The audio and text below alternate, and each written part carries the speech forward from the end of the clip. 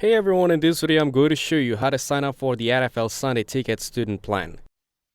First, visit youtube.com using your web browser, sign into your Google account and navigate to the official NFL Sunday Ticket page.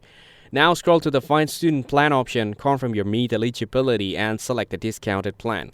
Here, complete the student verification via Share ID by entering your name, birth date, school details, and either instant confirmation or upload proof of enrollment like a student ID or class schedule.